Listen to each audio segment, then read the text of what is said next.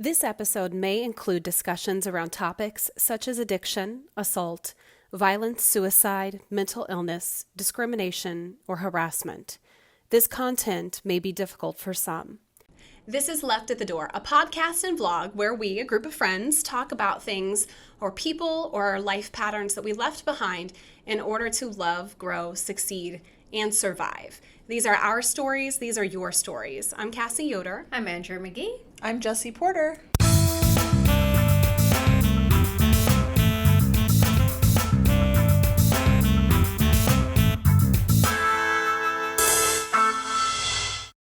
Here with us today is Emily Ramey. And Emily, you're going to talk to us a little bit about your story of what you left at the door. And it really is a derivative of a family member's addiction. And it kind of changed the trajectory of your life. So tell us a little bit about your story. So my entire life, I always kind of knew things were a little bit different with my family. My father was the family member who struggled with addiction throughout my entire life. And so as a father figure, that's a pretty important person, especially in a little girl's life. And it was in 2016 on a Tuesday morning that I received the phone call from my sister that she just said, Dad's dead. And from that moment on, life has changed in a dramatically different way. Mm-hmm. He had struggled with the addiction to opiates since as long as I honestly know in my life. And so this was something on and off that he had been going through, being sober in times of life, relapsing, being in rehab, being sober, relapsing, rehab, going MIA for a couple of years. So that was kind of the story of, but most of my childhood and my adult years of relationship with my father. So probably because of that addiction, I'm assuming that there was a lot of negative feelings that you had that were just a byproduct of that. And then knowing that he passed, I'm sure that was difficult to name those feelings and then be able to process that. Gosh, yes. Whenever someone passes away in general, there is, you go through so much grief, depression, anger, frustration, and all of those different, elements of when someone passes away. But one thing I wasn't prepared for when he passed away was this shame that I felt. I felt shame with my father growing up and kind of, embarrassed of situations, but I had no idea that I would necessarily feel that shame when he passed away. One of the biggest things when someone who passes away is suddenly as you get asked the question, oh gosh, what happened? It happened so sudden. Was he sick? Did he have a heart attack? And it's this moment of, do I say, he overdosed? Because when you do say that, people's reactions, they don't know how to handle it, and they are taken back by it. And you can really tell almost immediately when you say, oh yeah, he was sick his whole life, he struggled with an illness. Oh, I'm so sorry. As opposed to when I do come forward and say, yes, he was sick, he struggled with an illness his whole life, he actually ended up overdosing. The sympathy that they give is often pulled back. That makes sense. I feel like sadly, there's a lot of empathy that comes out if it's oh, they passed from a heart attack. Mm-hmm. Oh, they passed from cancer, things like that. It's almost like in a lot of ways society has a point system, mm-hmm. this arbitrary point system of you get points for these certain kinds of deaths and tragedies, but if it's maybe somewhat considered self-inflicted, then maybe the reaction is different. Mm-hmm. And it's so sad because in so many ways there's different illnesses that are still self-imposed, and I think even if it's from a diabetic situation, sometimes people are still gluttons and just are I'm gonna eat the cookie, Yeah. And I feel like an addiction is an addiction. Maybe it's food, maybe it's whatever the case is, but it's sad though that when you're already trying to process grief, you're then also trying to process people's opinions and the judgment that then comes with living with and having a parent that passed away because of addiction. So a question for you then, what would be an appropriate thing for someone to have said in that situation? Because odds are we have listeners that have loved ones who battle this same illness, and that may be a conversation that they have to have. And what would have been a helpful or productive thing to say while you're dealing with your grief? I don't know if there's an exact, correct answer anytime someone passes away. Right. Because it's, people always say, I don't know what to say, so I don't say anything at all. Yeah. And I can say that not saying anything at all is the problem. Exactly. When people just shut down after you say that to them and they change the topic, that is something that's when you know that they don't approve of your loved one's death, if that makes sense. So I think if someone does respond with it was an overdose, a suicide, of something of that nature, I think taking the opportunity to ask the person a little bit more about that family member. Dive into it. Don't pull back. Not necessarily dive into it, but, ask them how they're doing, if they're okay, because it is a different type of loss. So I think not pulling back and not saying anything at all isn't the best advice I could give anyone in that situation. Just engage with them. So how have you changed as a person since you lost your father? Well, when I lost my father, I was ashamed and embarrassed, and like I had mentioned, I had a lot of that embarrassment and shame throughout my life, but now I didn't have an outlet. I didn't have someone to be mad at. How do you be mad at someone who's no longer here? So I didn't have that object. Yeah, I didn't have that object to place my frustrations on. I didn't have that person to give a cold shoulder to if I felt I was mad about something.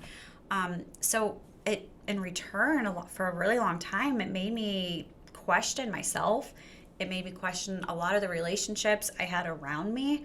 And I didn't know if I was necessarily worthy of being loved or loving people the right way, because I was not in a good mental state.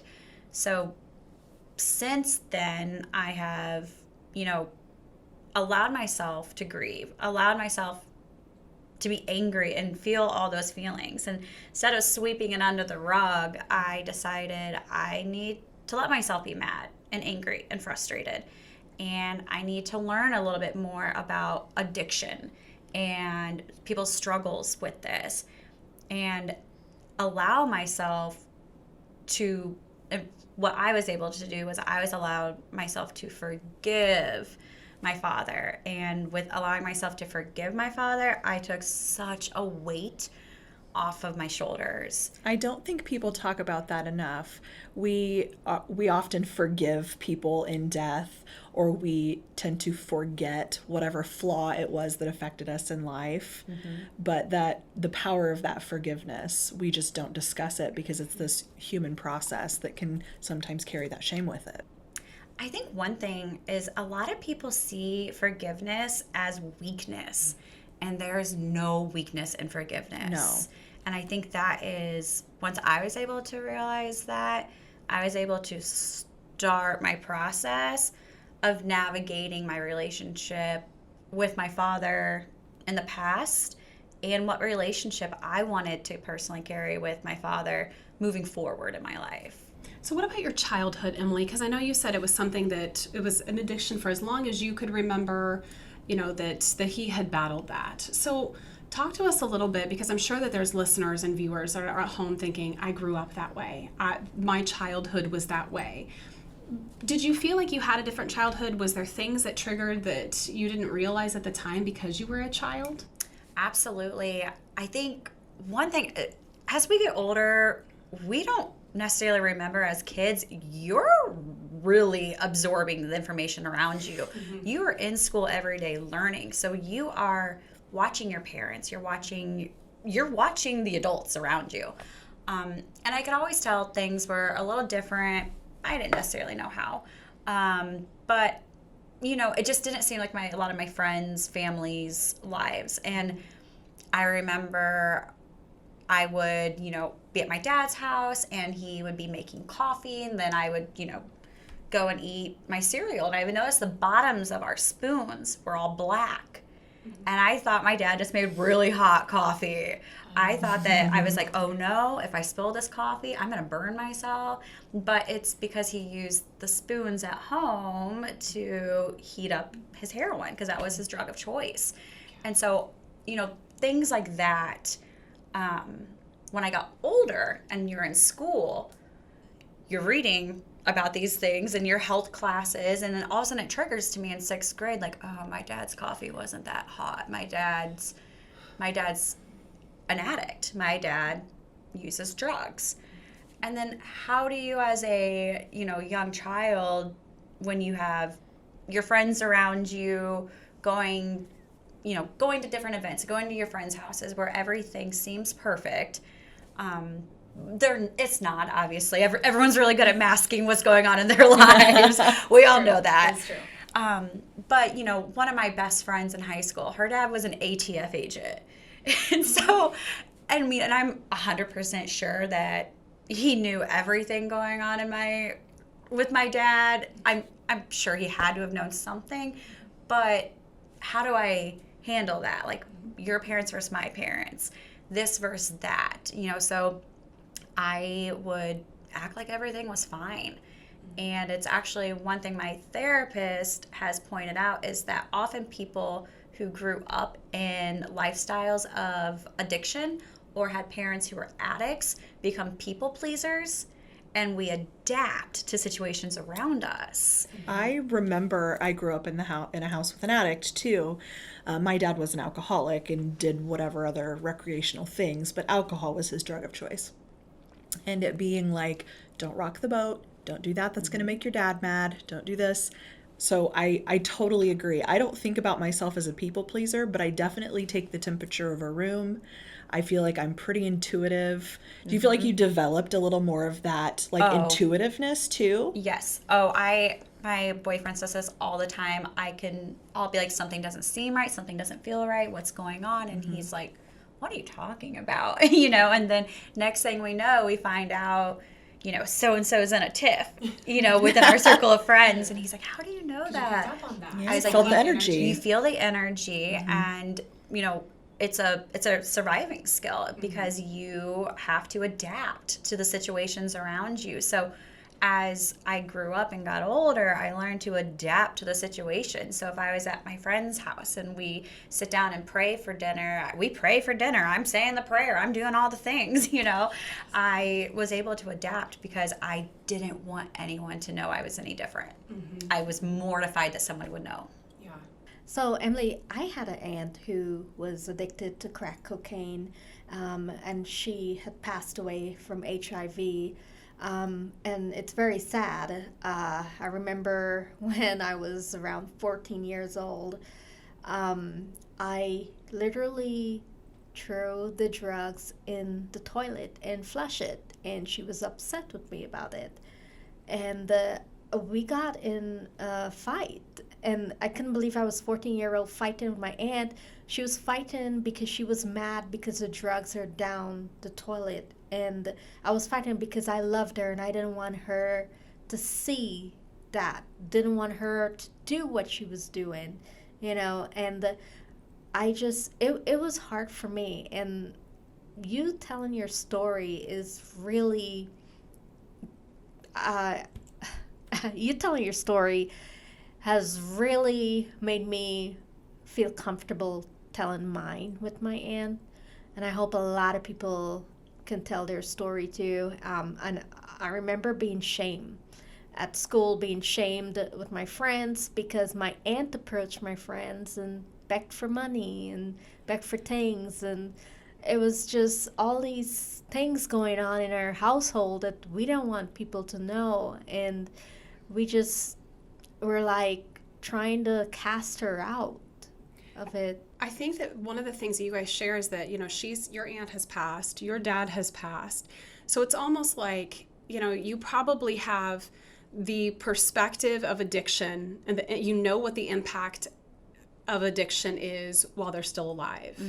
But then you also have, now there's this other perspective now that they're gone. Yeah. And I'm sure that weighs on you and the viewers and the listeners who have that are like, so-and-so was in my life, but they're past, but it doesn't go away. No. Those feelings don't leave. No, it definitely doesn't go away. And, a question for you is, with your aunt being passed, does your family talk about it ever? Honestly, we really don't.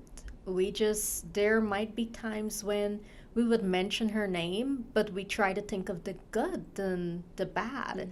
Because going back to that dark place of her life is not only it's just for us remembering all the stuff we had to go through, all the shame we had to go through. How was that like for you how did you deal with that? Similar situation. My sister and I will talk a lot more about the hard times, the bad times, those situations. My sister was a caretaker for my dad. When he got out of rehab, he stayed with her while he was, in between finding, his next job and his next place to live. So she has a lot more of a caretaker's perspective on things, and she saw a lot more of his personal struggles, as opposed to I heard about them and then I saw my sister struggle with it. So we'll talk about things. My mom will talk about things a little bit with us, and his sisters a little bit, but kind of as it goes, less and less people are willing to talk about the bad times, which I don't blame anyone for not. You don't want to talk about the bad times because they weren't good. No one wants to reminisce on the bad old days. Well, and I think the other thing I think about is the different relationships that people would have had with your dad. If he lived with your sister and your sister was a caretaker, that is a completely different relationship, and that has so many challenges. Yes. And then the relationship that he still would have had with your mom or his sisters but then I also think I go back to what you said about people pleasing, and I feel like you're kind of in the mix of all that, to where you were supporting your sister and trying to be that shoulder and help her, and then you're still trying to forge some kind of relationship with your dad. And I feel like just juggling all those dynamics of those relationships had to have been an incredibly challenging thing. It definitely was, and especially when he passed away, because when he passed away, we all lost the same person, but that person affected our lives in so many different ways, all of our lives. So for my mom, even though they had been divorced for 20 years, it was still the love of her life. She divorced him because of his addiction. She knew she had to get her, her baby girls out of that daily life. But didn't mean that she stopped loving him, and he never stopped loving her. That's for sure. He would say that she was the seventh wonder of the world, because she was just so incredible. But that relationship, and then the relationship with his sisters, and it's just a lot to kind of juggle, and for everyone to be feeling different sort of pain. It was hard for us to all have a common ground on what to talk about. And I remember we were sitting there just a couple hours after. My sister actually is the one who found him. She called me. She had gone over to check on him at his house because no one had heard from him in a couple days, and knocked on the door, didn't answer. So she called the police, and they found him, and he had been there for quite a few days. So a couple hours after this, when I got back from Champaign to Springfield, we're all sitting in my sister's kitchen, and everyone's just in shock. No one really knew what to do. My mom is angry and sad and upset, and his sisters are confused and questioning things. And I just remember my sister and I having this moment where I looked at her and I texted her, and I said, we're leaving.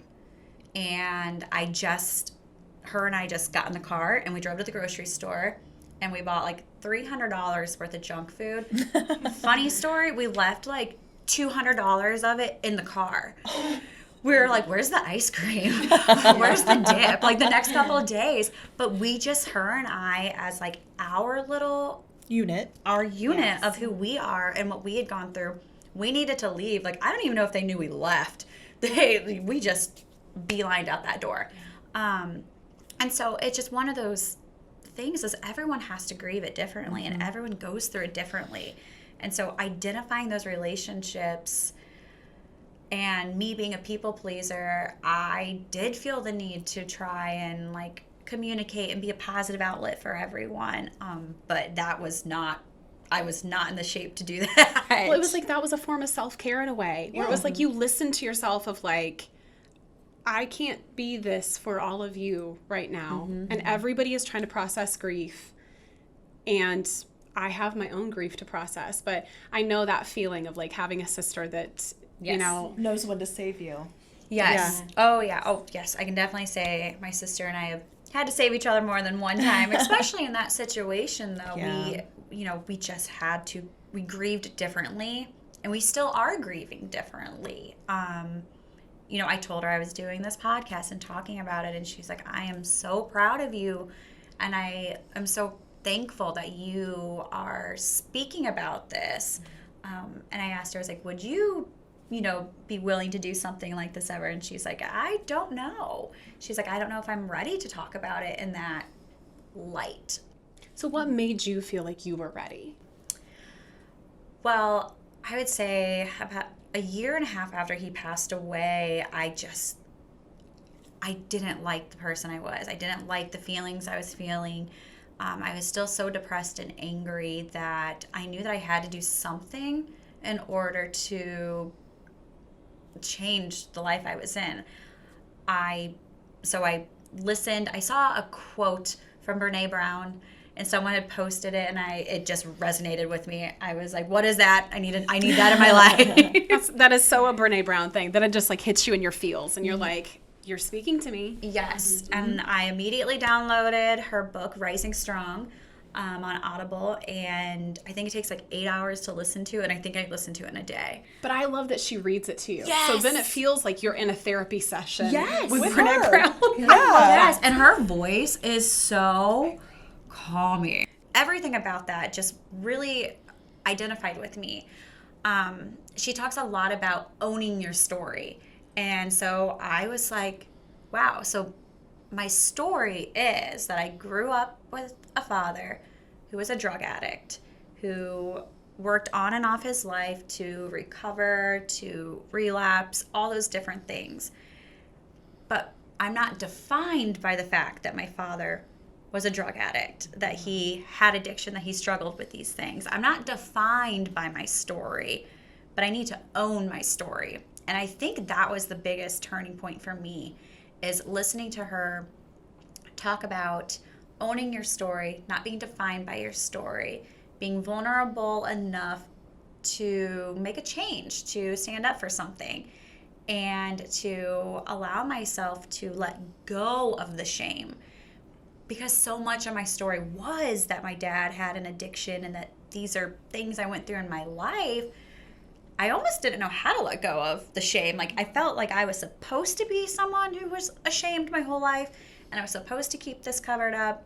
And then I learned that I can leave the shame at the door. Yes. And I'm able to move forward in my life. So what's a way that you have memorialized your dad in a way that kind of lets you deal with your grief and separate yourself from that shame? Well, my dad was cremated. And so my father passed away on October 11th. And then shortly after that, the Cubs won the World Series. I remember that. He pulled a few strings. Yeah, he pulled a few strings. He was like, look, I'm not going to be there. He gets to the gates and is like, who do I need to talk to about this Cubs stuff? Exactly. 100%. That's what he would have done. And so he was cremated. And my sister and I, the day after the Cubs won the World Series, we drove up to Chicago. We went to the parade, met up with a bunch of my friends, and we just had, we celebrated. And then there's the opportunity where Wrigleyville allowed you to write on the walls of Wrigley that surround it. So there was pens and papers because, I mean, it had been 108 years since they won the World Series. So it was, you know, like this was, like, I'm getting chills just thinking about that day again. And so we were like, all right, let's go write on the wall. And we knew that we wanted to write my dad's name on the wall for him. And we had decided to take some of his ashes with us. And so we took some of his ashes up there and we wrote his name and we sprinkled his ashes at Wrigleyville. And I'm sorry to the... There's the disclaimer. Yeah, I'm sorry. Worse things have been probably spilled Spilled. or Yeah. done. Yeah, worse things. Oh, yeah, definitely. With worse intentions. Yeah, 100%. Yeah. So that was something that we did that in Wrigleyville. And then, you know, since he didn't have a plot, a cemetery where, you know, people often go to visit, my sister and I decided to go and put some more of his ashes at a place in Springfield, at Washington Park.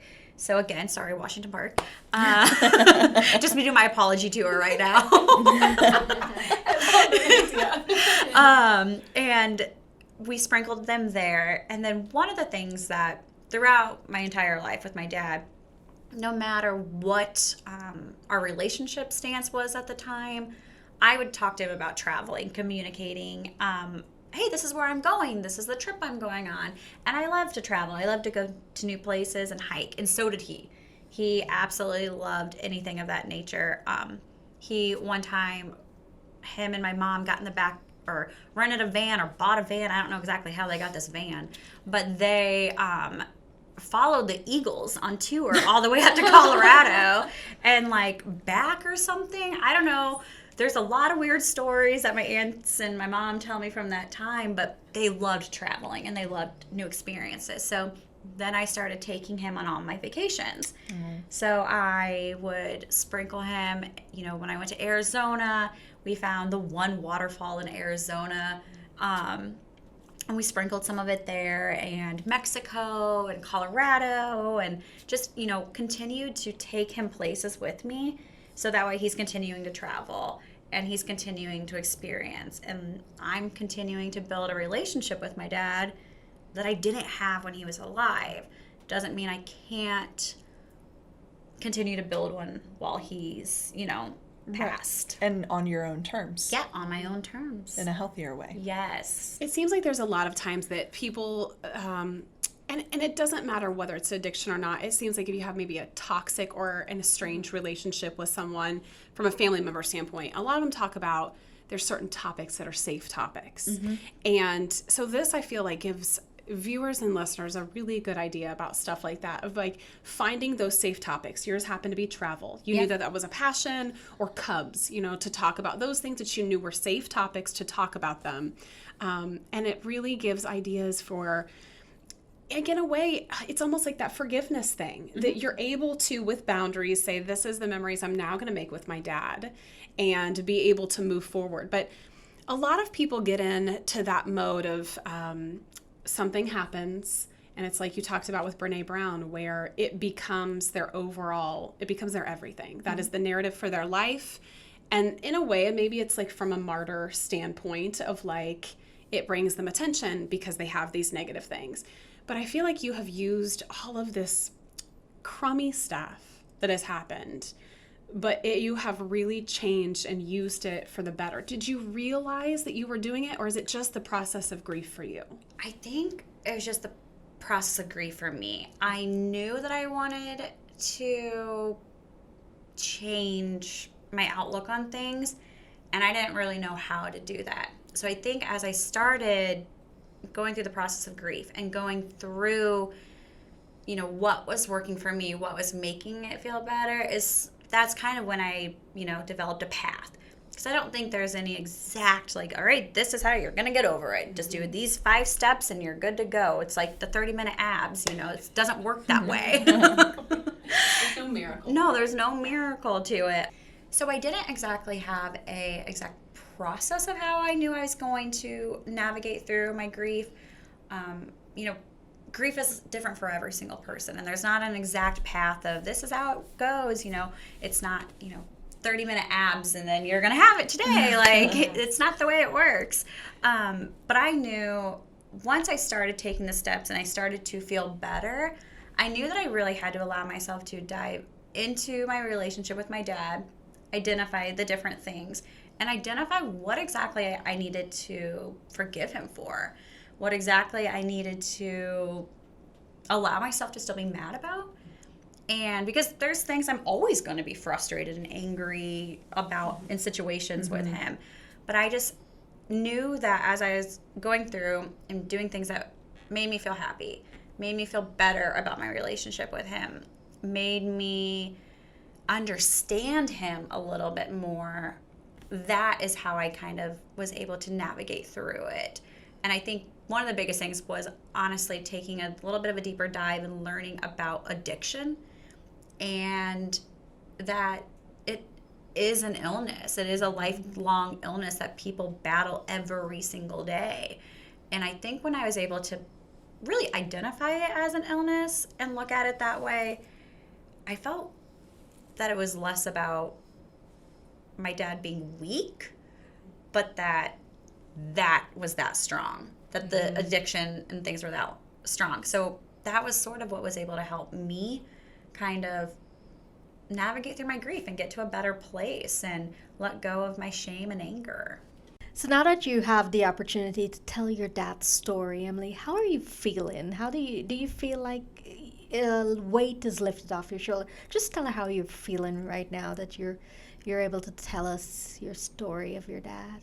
I feel really relieved, to be 100% honest. I was nervous to tell this story, but one of my goals through my, adventure through grief is to tell the story, to make people more aware, to help eliminate the stigma of, drug addiction or opiates. There's just such a stigma around it that it's just one of my goals to be able to let go of it. So I feel so much like a weight lifted off of me that I have, I'm achieving a goal of mine. I'm talking about it publicly. I'm not hiding from it anymore.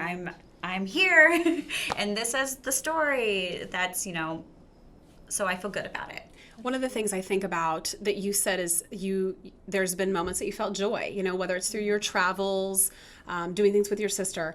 And I do think that that's an underlying source of guilt for people. That whether it is societal's pressures to put this on them or whether they do it themselves from a martyr standpoint, but they think this person has passed in my life and I just have to be sad. And if I am happy or I find joy in things or I'm going to say the phrase moved on, but more or less it's processed grief, that then they feel guilty. And I think that is also an overwhelming thing to feel like, regardless of the cause of that death, that sometimes people just think that they have to live sad.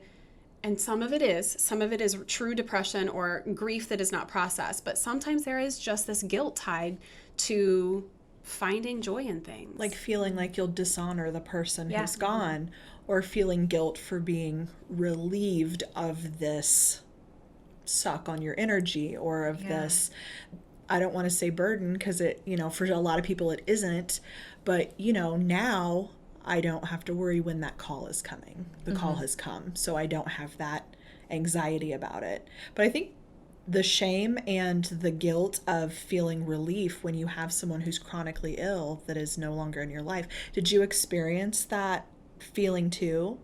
Yes. It was this really weird moment of shortly after when he had passed away, like within a couple hours, sitting there and also just feeling, like you said, relieved because I wasn't worried about him, and then also relieved because he was no longer suffering. Yeah. And I had that feeling and I had that thought in my head, and I immediately thought to myself, like, oh my God, don't say that. Don't say that. Yeah. Don't say that out loud. You are not in a room that's going to take that. Like, do not say that out loud. Do not. But as I would have more conversations with my sister and my family, we all were kind of feeling that exact same thought, just none of us were talking about it. And it's crazy because you're right. You feel guilty for feeling a sense of relief that you don't have to worry about this person. And But it was pretty around the board from, my whole personal family, as everyone felt a little bit of a sense of relief, mostly because he was no longer suffering. For sure. And he wasn't in pain anymore. So what would you say, would be some big takeaways for people that are in that same role, whether or not their family member or loved one or friend or whomever is going through and has this addiction? What are some things that helped you? And maybe from an emotional standpoint to kind of process, whether it's pre or post him passing?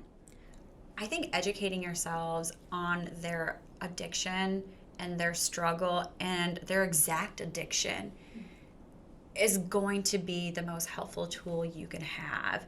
If someone has diabetes, as you mentioned, a family member, you know everything about their particular form of diabetes. You want to know everything they can and can't have. You want to know every way to help them. Mm-hmm. But for some reason, we think when it comes to addiction that we don't help. They put themselves in this circumstance on their own. They can get themselves out. Mm-hmm. And that was my thought process for most of my, dad's life, is that his problem, not mine, mine to deal with it. He made the choice. He chose this path. And I wish more than anything that I would have learned a little bit more about addiction, taken the chance to explore it, and help him in more constructive ways.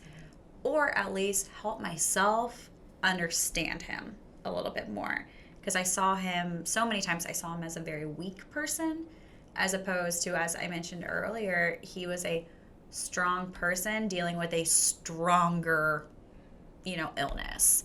So I think learning, no matter what it is about it, because all it's going to do is educate you, and it's going to either help you be empathetic, right? Yeah, be empathetic. And then also allow yourself to justify some of your feelings too. If you're frustrated and angry, you can justify, yeah, I have the right to be frustrated and angry, and yes, I have the right to be empathetic, and how can I constructively help myself and this person?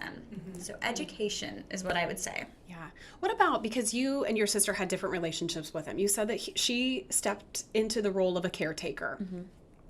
So did you guys ever have those conversations about, here's where the boundary is? Sometimes people will say, I'm cutting that person off. I don't want to enable in any way, shape, or form until they're completely clean. But it sounds like your sister was still part of the process, even whether he was, through the whole thing, I guess. Yeah. So do you guys ever talk about that, or how she kind of separated or created boundaries?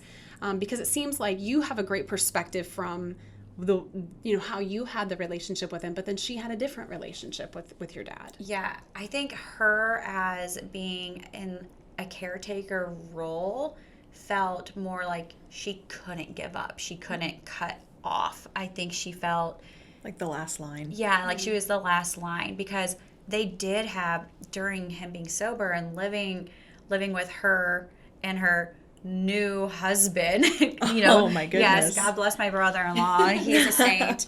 And then also at times, shortly after she had her first child, my dad was around a lot because he was in a recovery type of stance and he needed to be around family. So I think for her, it was hard for her to draw those lines because she was so deep within it. Yeah.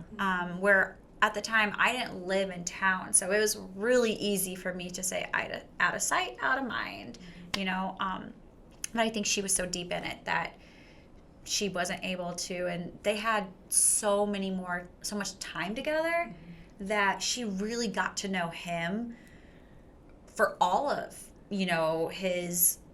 The good and the bad. Yeah, the good and the bad. There are 3 kids in my family, and we have all rotated one of us being closer with our dad. And when they're clean and you have this great relationship and everything's good, then things go south. It feels so much more personal. Mm-hmm. And I can't imagine your sister going through all of that while him being so integrated into her family. Yeah, I think it was so hard for her. It makes all the downfalls and all the, when they slip or they have a relapse, whatever, like it's personal. Yes. I remember having that feeling of, if I were more important, then they would stay sober. Mm-hmm. But like you said, it's just a sick person dealing with a really strong disease. Yeah. And I think people don't think about the trauma that we as individuals go through that lead to those kind of addictions and the relationship with substances, and that people continuing not to talk about it not only adds to the shame, but it enables the cycle. Yeah. And as products of addicts, we are more likely to be addicted people too. Mm-hmm. And it's so great that you're able to talk about it and maybe empower someone else to have these conversations too. That's what I really want to do is, like you said, empower people to have the conversations and eliminate the shame that we have, because like you said, we're products of it, but we are not it. Yes. And if we're able to help one person by telling our story, you know, we did the best we could if we can help just one person by telling our story. So, Emily, if your dad was here, what's one thing you would have liked him to know? I would definitely really want my dad to know that I forgive him, and that I am forever grateful for all of the lessons that he taught me, especially the lessons he didn't even know he taught me in life, and that I love him, and I hope that he's resting peacefully and, you know, watching down and taking care of us, and let him know we're going to Maui in a couple of weeks, so get his swim trunks ready. I love all of the connections, and I feel like you've taken a situation that was less than ideal, and you had less time on earth with your dad than you thought that you would have, you know, but you're able to still make memories moving forward. And I think that you've given viewers and listeners a lot of good ideas, whether it's from the education side or the self-help side or just the moving forward with forgiveness. Emily, what would you say to listeners and viewers? What could they gain if they also left that shame at the door the way you have? I think they will gain so much wholehearted self-love if they allow themselves to leave that shame at the door. When you're carrying shame, especially shame that wasn't something you did, it can block you from so many adventures in life. It can block you from loving people properly, from feeling loved properly, from excelling in your job. So I really strongly hope that, you know, anyone listening is able to recognize and identify that if you can let go of your shame, like, you are going to love what comes through. It's going to be a hard journey, and you're going to have a lot of different things that you're figuring out during it, but you will love yourself. Guaranteed you will love yourself 10 times more than you did at the beginning of that process. Just so I think if you're able to, then you're able to love yourself at the end of it a little bit more. I think that's been a lot of really good information because it's something that's so taboo, you know, and I know that I feel like sometimes a glue because I know each of you individually. And it's, you know, maybe the first time you've met Andrea and you've met Jess a couple times through work and whatnot. But I also look at how many of us walk with these untold stories that until, not that the podcast or this platform is like a tell-all, but I think that it is really trying to set the tone that when you talk about these things, you start to realize somebody else is like, I'm going through that too. Or I have a friend that has been through that. Like, we should connect you guys. Like, you could help this person. And I know not everybody is open to help. And I know that some people, it's like you talked about, some people still want that narrative of like, woe is me. I like to live in this drudge and I'm not ready to process it. But I think sometimes they can't see the forest for the trees. And if they can hear these stories and see how putting the work in, and it's never easy work. And a lot of times, I know you had talked about even talking with a counselor. Oh, yeah. That it's asking for help, that in any situation. I know I personally have had a friend who died of suicide, and it was the same thing. I was like, oh, we just don't talk about this, you know? And I think you bring up a good point that when you can let go of that shame and leave it at the door, there's a lot of powerful things that can happen after that. Yeah, absolutely. We appreciate you bringing your story to the viewers and the listeners. I know that that's not an easy thing. And we thank your family too, because I know that, Yes. talking to your sister and your mom and making sure that you have that blessing to be able to tell that and tell your side of it is really powerful too. Yes. Well, thank you, ladies, for, giving me a safe space to talk about it. And I hope that, other people are able to find their safe space to talk about their life stories as well. Emily, thanks for sharing all of this information with us and with all of the viewers. And if you guys want to know more information on Left at the Door and this episode and all of the follow-up with Emily, you can check us out on Facebook and on Instagram. And of course, if you don't listen to the podcast, but you want to see the vlog version, you can head on over to YouTube. Emily, thanks a lot for joining us. Thank you so much, ladies. Yeah, this has been Left at the Door.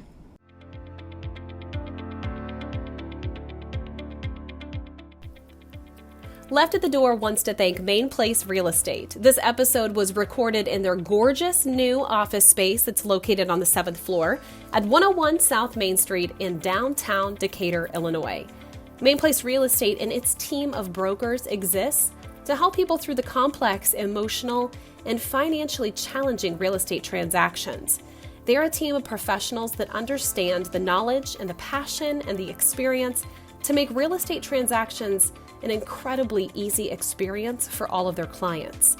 They have access to really important data, and then they understand that data and use it to serve the unique best interests of both buyers and sellers. They are a team of brokers that have served Central Illinois market, including Decatur, Forsyth, Mount Zion, and surrounding Macon County areas. When it comes to real estate, the best choice, it's Main Place Real Estate. They're available to help you find your place.